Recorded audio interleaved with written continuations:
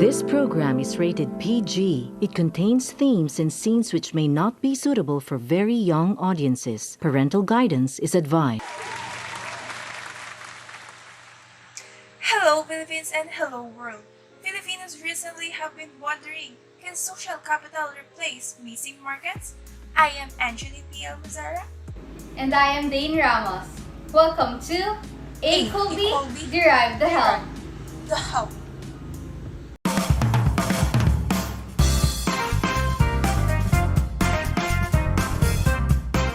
We came upon this inspiring paper called Can Social Capital Can Replace Missing Markets? Some of you might have heard of it, but for the benefit of the doubt, let's take a look at this clip.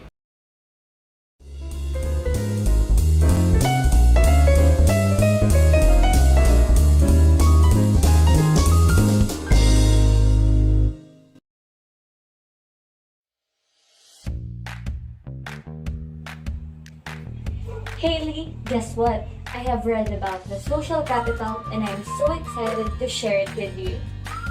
Oh, sounds interesting. Go ahead. Did you know that from a 300,000 people's perspective, it is what provides access to resources embedded in social relationships? Social capital enables people to mobilize these resources to facilitate action. It actually deals with three concepts. The first one is the resource. It can be anything that allows someone to get something done. It can be a thing, a person with influence, or a piece of software. I know it. That's why it seems to be familiar. The second concept is the topology. Am I right? Yes, the structure of the network.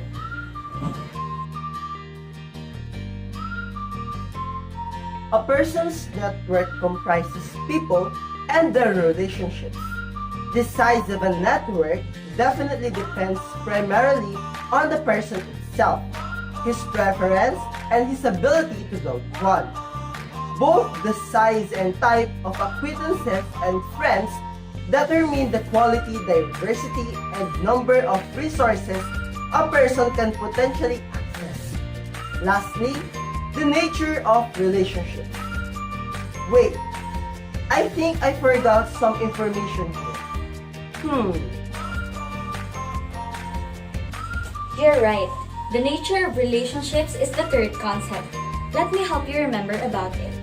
The quality of the relationships determine how much of the potential access to resources embedded in someone's social network he or she can actually realize. A person may be friends with some people in your network, may hold a lot of respect for others, or may not like yet others in your network. Relationships can involve trust and trustworthiness, norms, obligations, expectations, or feelings of closeness. Yeah, I remember. We should basically decide after considering ratings and reviews we build social networks.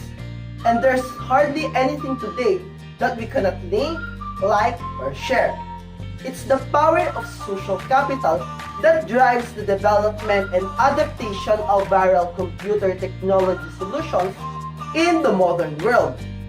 Whereas in the early days of computer, they were restricted to nerds. Social computing helps in providing and leveraging social capital open in computing up for the rest of us. Yes, I am so glad that I have a friend who has much interest in this one. Anyway, thank you for your time. I have to go. Bye! Thank you, May! Bye!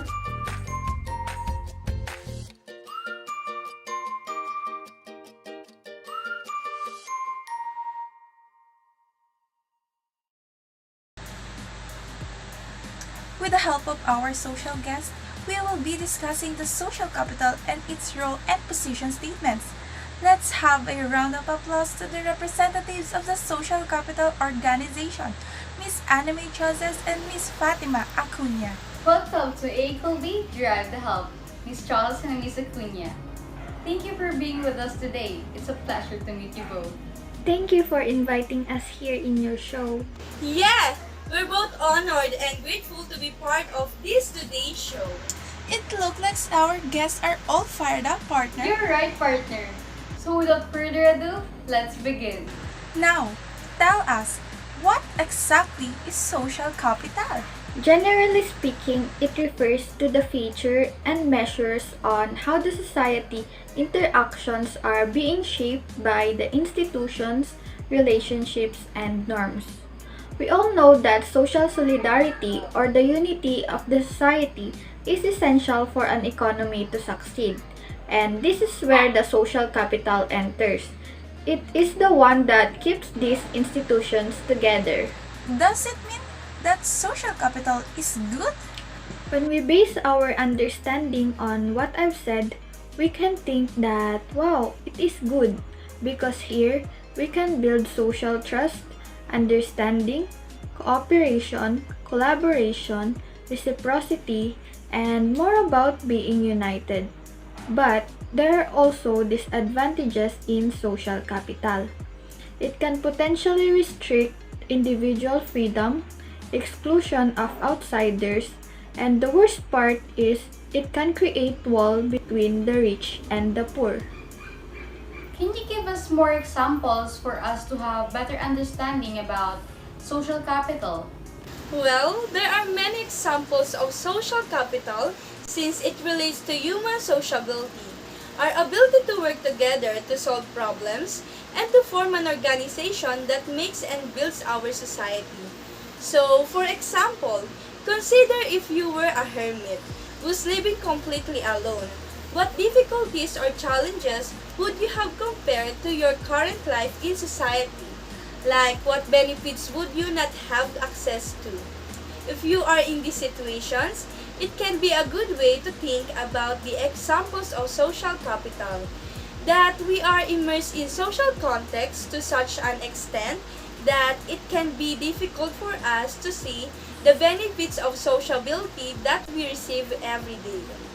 Since social capital is related to business, how does this affect firms and organizations? Speaking of firms and organizations, social capital, particularly in the form of strong ties, has been revealed to be crucial in assisting employees' career and compensations as well as in supporting workers in seeking jobs. What do you think are the sources of social capital? Actually, there are many studies that tackle sources of social capital, but even though there are plenty of them floating around, each of those studies doesn't have an evident framework that connects the relation between those factors. Some researchers argued that the sources of social capital lie in opportunity or networks, norms and motivation and trust. And by the relationship of those factors, social capital has gained great value, even if it does not have enough theoretical groundwork or basis, while some of them discuss the importance of abilities as a source of social capital, and some combine networks, norms, and trust as the sources of social capital, and then add shared beliefs, a form of ability as well. Thank you, Miss Acuna and Miss Chozas. We really appreciate what you guys share and thoughts and knowledge with us. We definitely learned a lot today, right, partner? It sure is, partner. Once again, let's give our guests a round of applause. We're going to dig further to understand more about social sources after a short break. Again, I'm Miss Angeli Almazara. And I am Miss Dane Ramos. And this is A equal B, derive the help. Stay tuned. We'll be right back.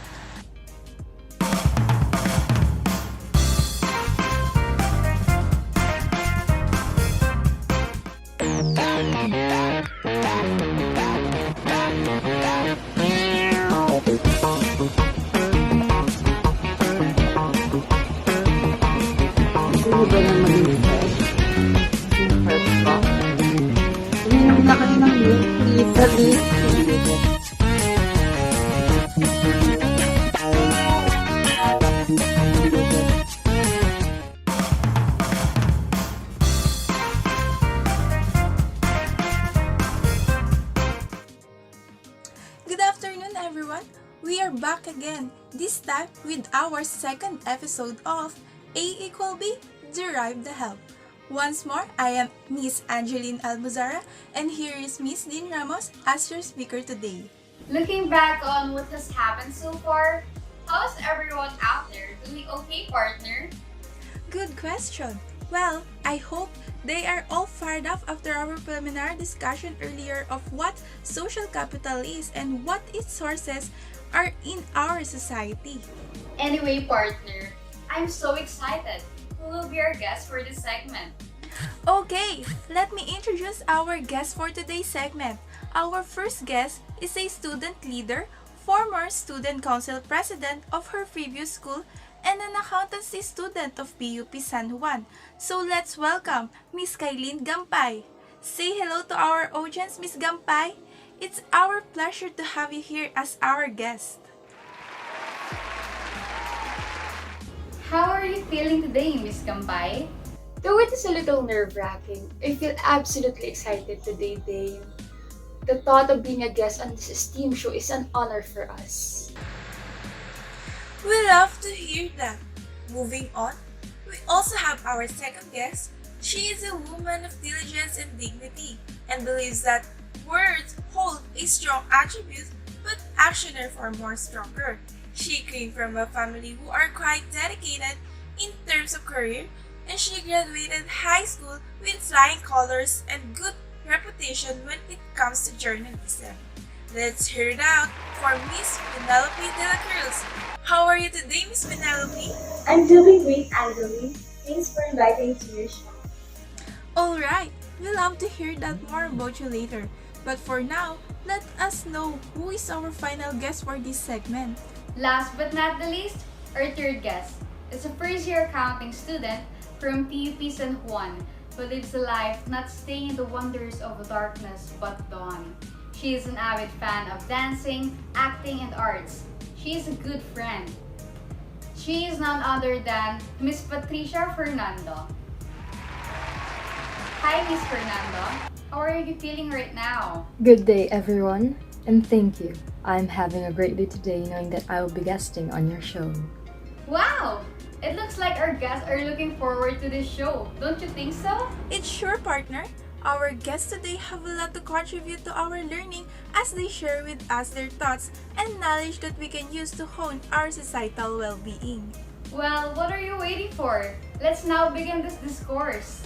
Alright, previously we had a general overview of social capital. Now, let's talk more about the specific sources of social capital and their implication for our society. But first, as a recap of what was discussed in the previous episode coming from you, our dear guest, what do you think is the importance of knowing social capital for us as Filipino citizens?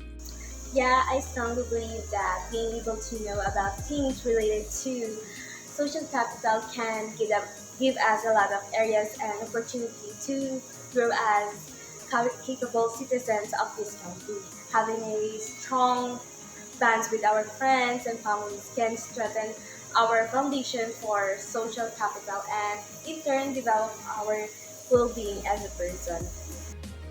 I agree with you, Miss De La Cruz, because when we build relationship with others, it can help us develop not only our interpersonal skills, but also our emotional and mental health, which are very substantial to our daily lives. And of course, we need to function effectively every time we interact with people. Yes, you got the best point here because social relationships are crucial to our well-being, especially in this time of pandemic wherein we really need someone to get in touch with in order to maintain our sanity as we are all constrained most of the time at our homes or houses. What a comprehensive response from you. This is just a jumpstart question for you girls. Thanks, Angeline. Now that you all have mentioned establishing social capital in our country, how is that being sourced or in simpler terms done in our society nowadays? According to the study by Putnam, social capital may be motivated from end or bilateral ties, which then produce trust and norms of reciprocity in our society.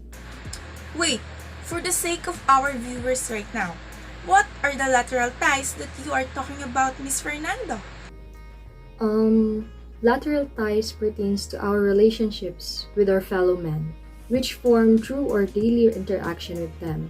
For example, just a simple act of giving to others can form lateral ties with other people. Furthermore, norms function as a typical standard to be followed in a society that has been accepted for many years. And these norms of generalized reciprocity have something to do with the socialization process that we are all undergoing. I want to elaborate more on that norm of generalized reciprocity, Patricia. This norm posits that when someone has done something for you, you then feel obligated to return the favor to that person who has done something good for you, or vice versa. You then expect other people to do the same for you when you have done something for them as a casual thing. I do agree with you, Kylie. It's already a shared norm among people who interact and relate with each other. For us, through our Filipino value, we can relate it to our pakikisama and pakikipagkapwa culture.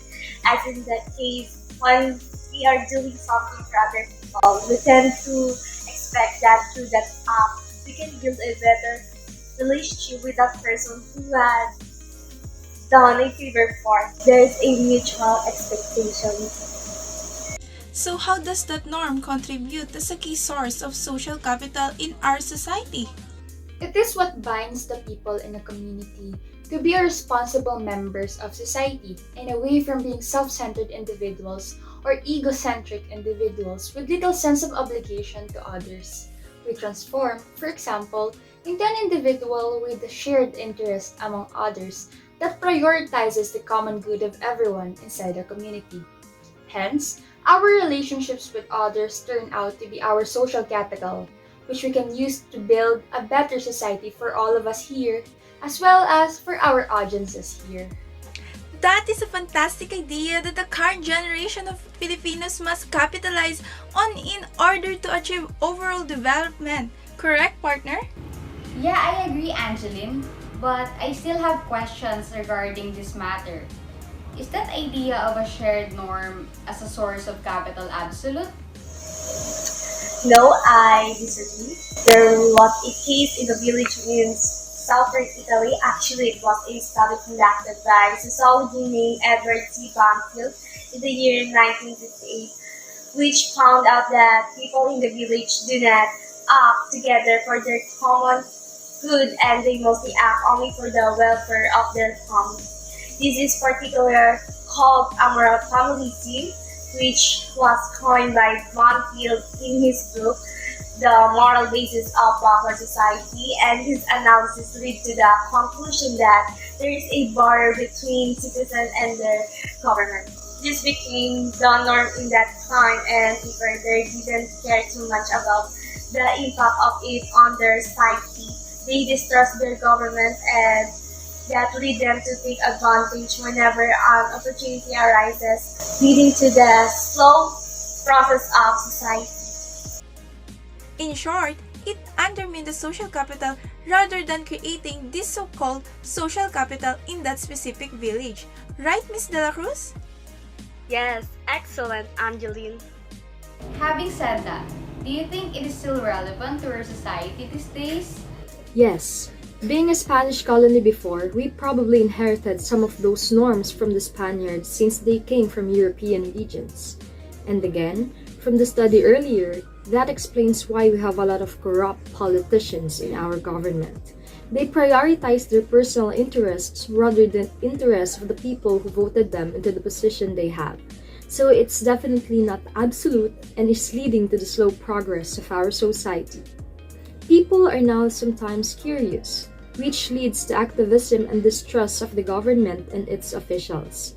I'm not particularly implying that all of our politicians are corrupt, but there are some who were found guilty of fraud, plunder, and tax evasion, but are still seeking a position in the government in the upcoming 2022 election. They still have the guts to present themselves to the public, despite their cases indicating corruption. In addition to that, it also happens in the case of political dynasties in our country.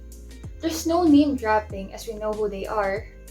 various infamous families have members elected to different government posts, scattered like parasites inflicting society, whether at local or national level, which amasses greater political power in and for their favor.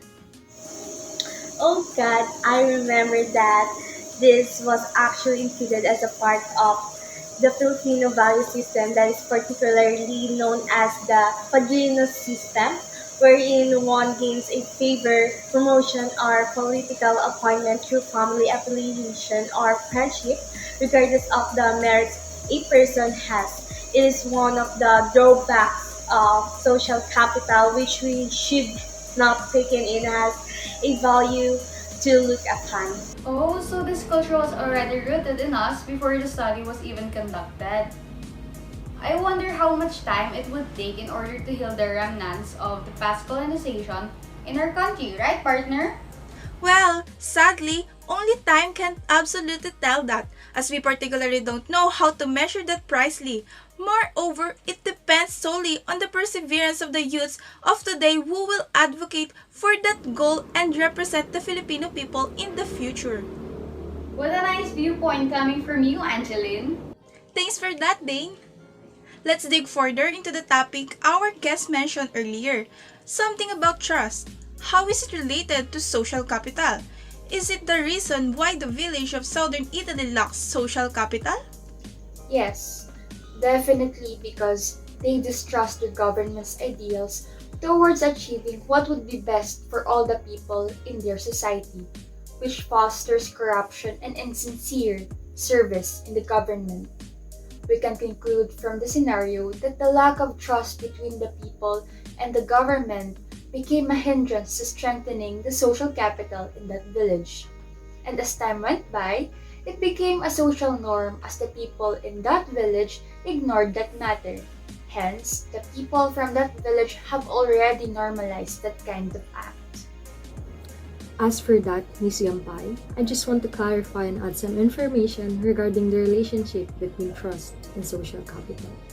Putnam says that trust is one of the sources of social capital in our society. On the other hand, Coleman sees it as a form of capital. However, in contrast to the latter studies, Fukuyama labeled trust as the same as social capital, which indicates that there is a mutual relationship between the two concepts. What do you mean by this mutual relationship between the two? It is simple. Trust is a source of social capital, and social capital in turn produces trust. For example, we become friends with other people for the reason that we trust them. At the same time, we trust our friends because of the fact that we've been friends for so long. It is truly evident that trust is significant to our society and even to the smallest unit of it, which is our family. Can someone give the viewers another situational context for this matter?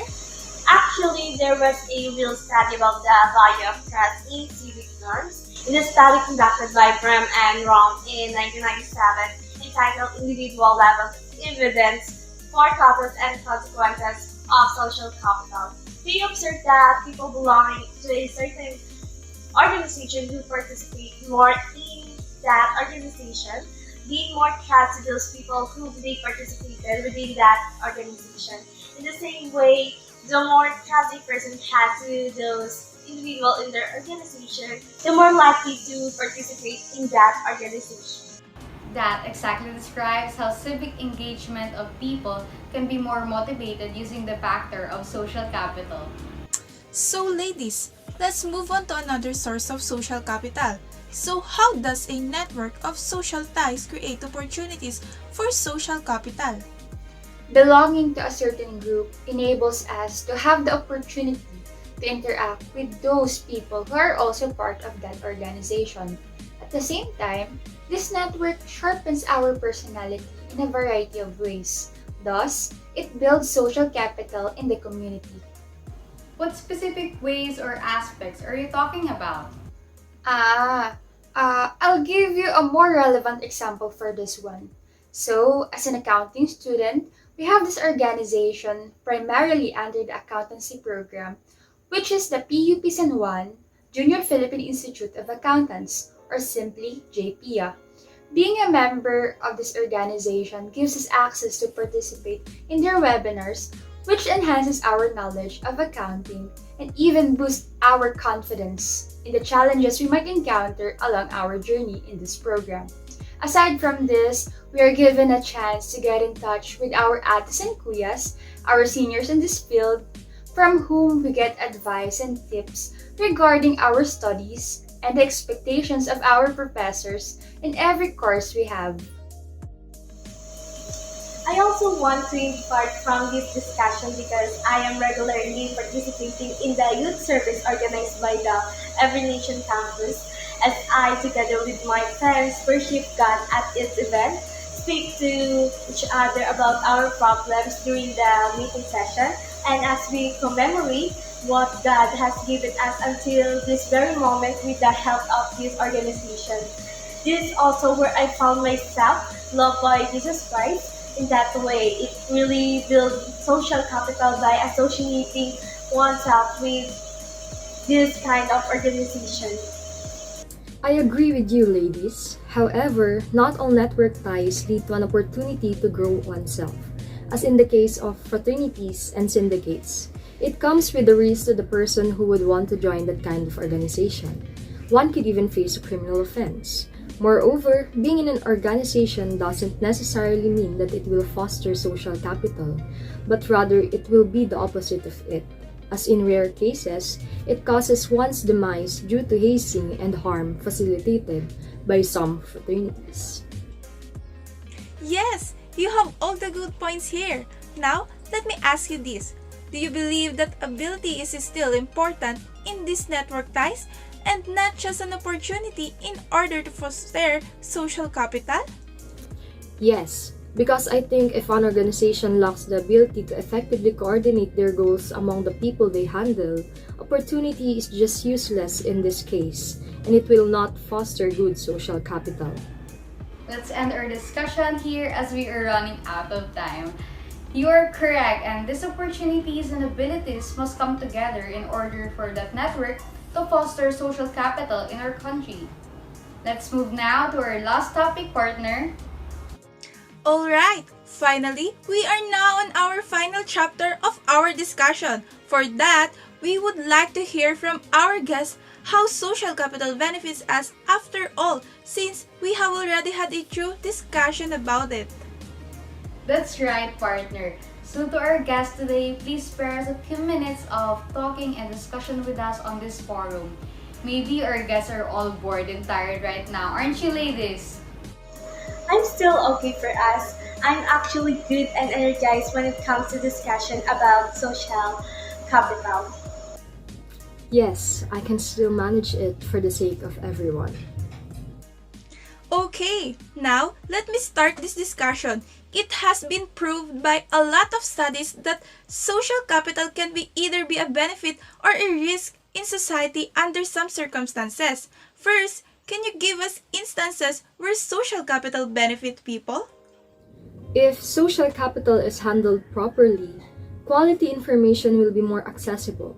It is through social capital that we are able to gain new knowledge and exchange information with others. For instance, I learn accounting-related topics through interaction with other accounting majors. With that, it enables me to expand my knowledge. Now that you have mentioned it, we certainly need sufficient information now that election is drawing near. Precisely. With social capital, voters are able to gain information regarding our candidates by interacting with others. On the bright side, sharing information is now made easier, and therefore, people are able to keep up with the latest news about elections. So I hope that everyone who is watching will fully utilize their information in choosing our next public servants. I agree. But other than accessible information, social capital also contributes to power and influence. It is what helped the Philippines to maintain a democratic country.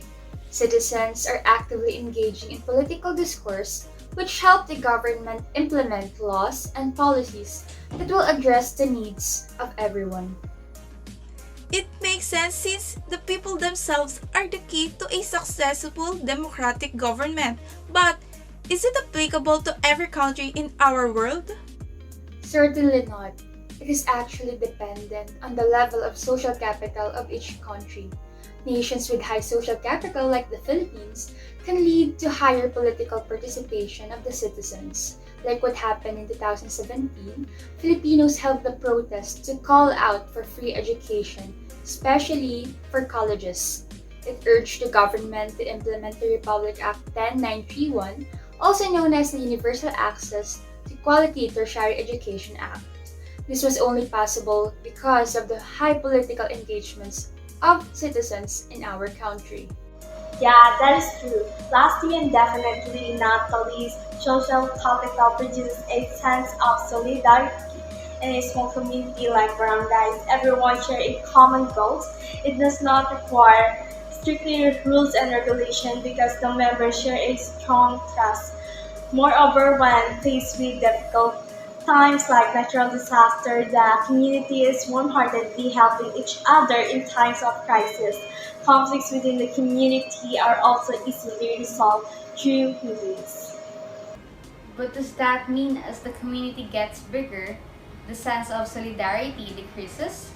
Yes, I believe the size of the community and the sense of solidarity shared among people have an inverse relationship because as the size gets bigger, the individual characteristics also get more diverse. To make it easier to understand, let us compare our small circle of friends compared to our class as a whole. Within our circle, we observe that we share similar characteristics and values. Thus, there is a larger amount of trust in each friend, and it is more effective to work as one. In contrast, a class consists of various personality and values due to its larger number. Therefore, it is harder to operate despite sharing similar goal between its members. So that's how it is. And that concludes our second part of the show. Did you guys enjoy? I really did, partner. We are truly grateful to you three to guest our show and share your wisdom. We are also thankful for the opportunity you have given to us. We definitely learned a lot thanks to our guests. Certainly, partner. It is truly undeniable that our beloved guest imparted us with an in-depth knowledge of social capital.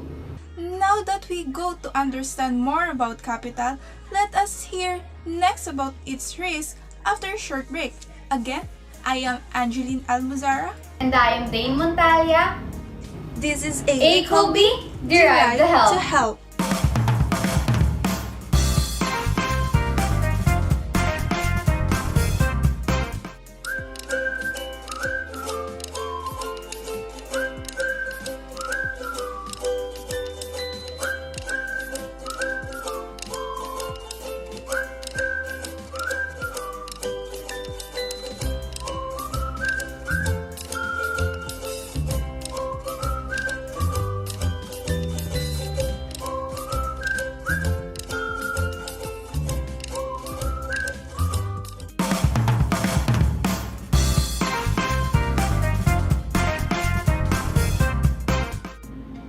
Good day, beautiful people.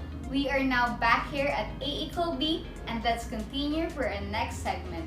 And this is What the Fact? So today we have our fellow hosts that are going to answer questions from the online world. They are the one that will give facts for us about the connection of strong norms, power, and influence and solidarity to the social capital. So let's start. The first question is for Miss Excel Jean, and the question is, how do strong norms related to social capital? Thank you for bringing up that question, and to answer that, strong norms influence community productivity by reducing the cost of doing business and well-being. And together with social capital, it may encourage coordination and cooperation. We need investment in building our external relations such as religion, ethnicity, and socioeconomic status, thereby gaining access to information and material resources that greatly contribute and assist our community. For example, the information about job vacancies and access to credit. We can start as friends. That friendship ties, providing advice in life, converted into an economic or another advantage. You are vulnerable to free rider problems and the resulting tragedy of common risk, meaning you can be associated with varying types of relations to outsiders, which I can help you with. As Putnam said, not I will do this for you because you are powerful than I, nor even I will do this for you now if you do that for me now. But I will do this for you now, knowing somewhere down the road you'll do something for me. So it's a generalized reciprocity.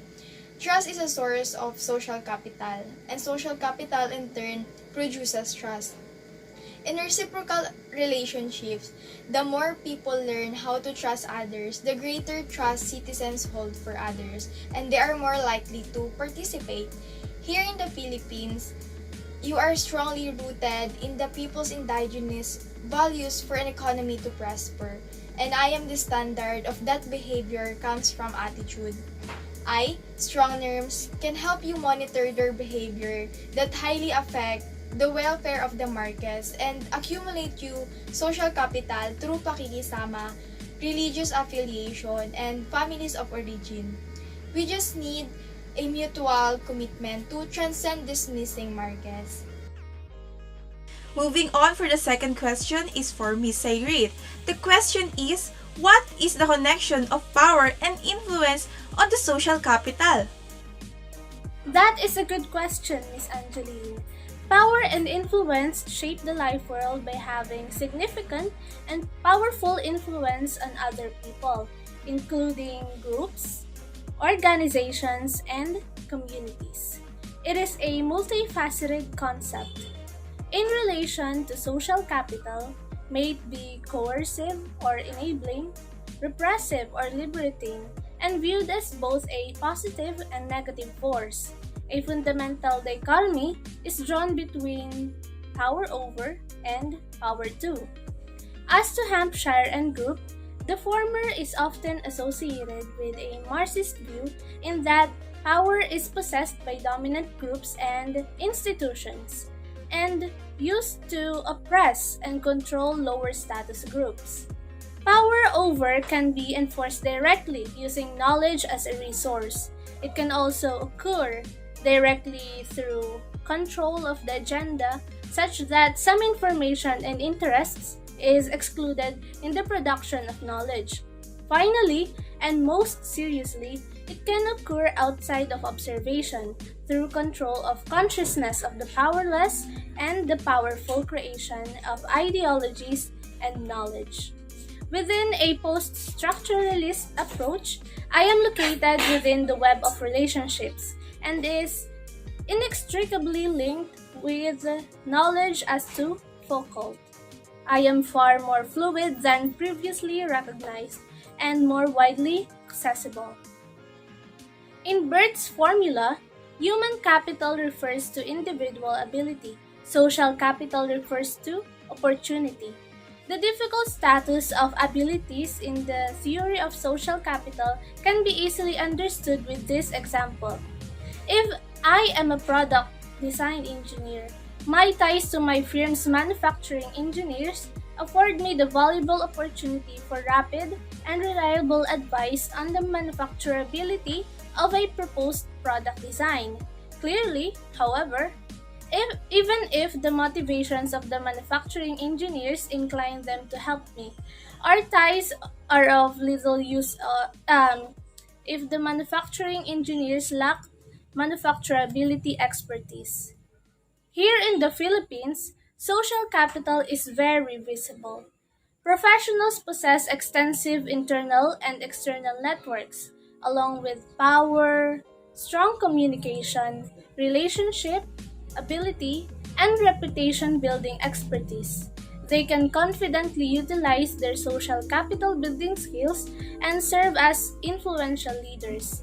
By maximizing their numerous opportunities and skills, they can produce positive outcomes of goodwill and develop a reputation that will be invaluable to their clients and organizations.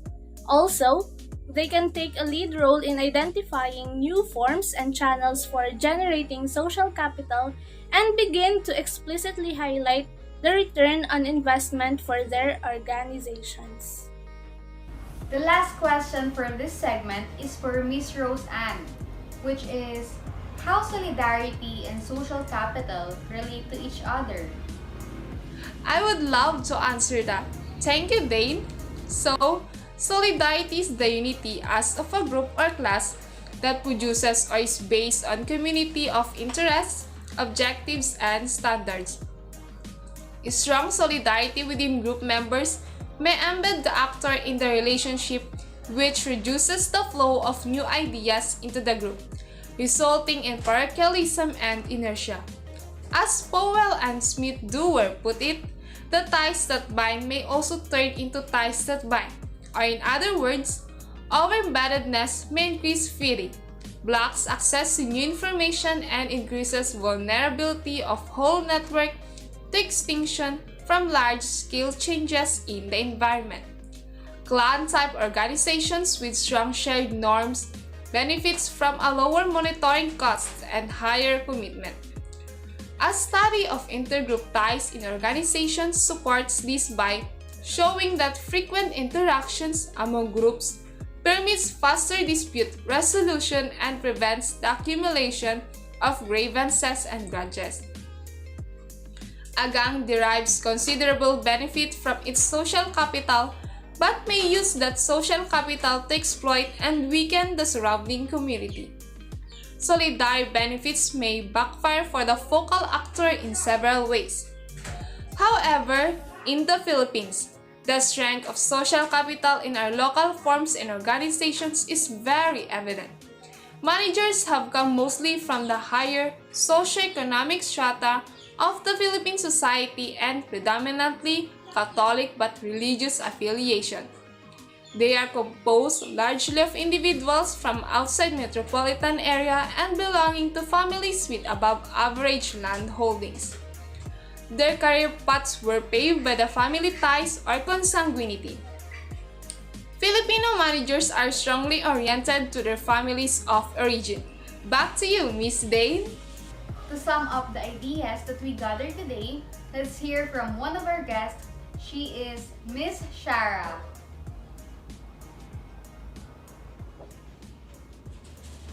Okay, what I learned is that social capital is identical to all other form of capital, resources into which other resources can be invested with the expectation of the future.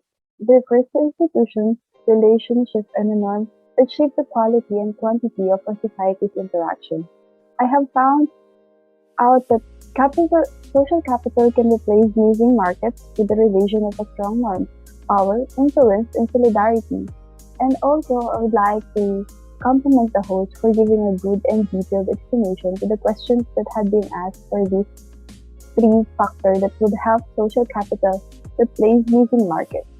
So, social capital has its pros and cons, but it is acceptable replacement for using markets if it will be for everyone's and not for personal interest.